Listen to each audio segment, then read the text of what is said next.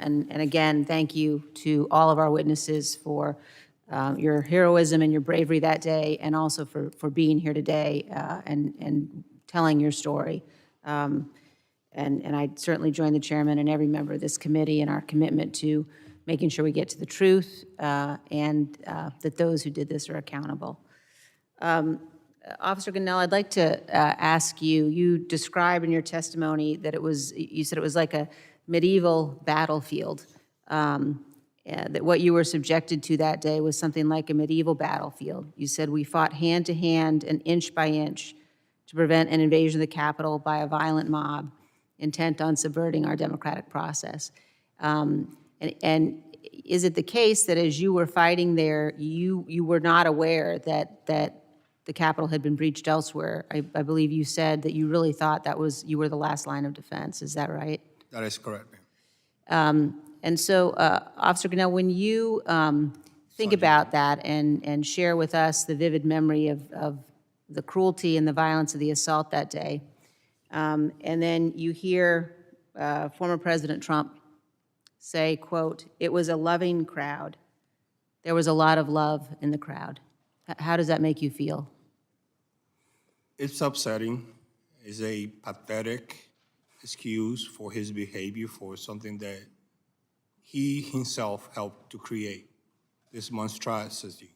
I'm still recovering from those hugs and kisses that day that he claimed that so many rioters, terrorists, were assaulting us that day.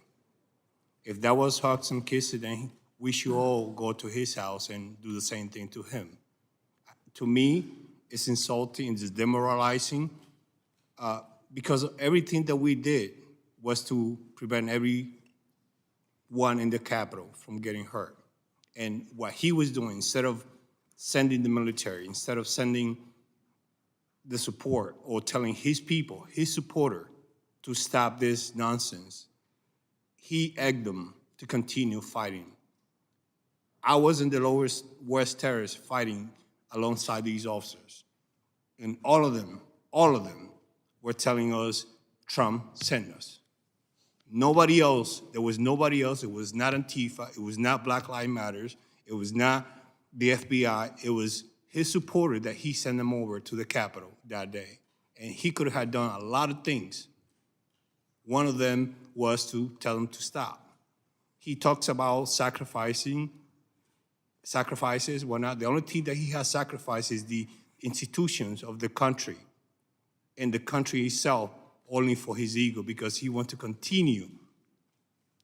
He wants the job, but he doesn't want to do the job.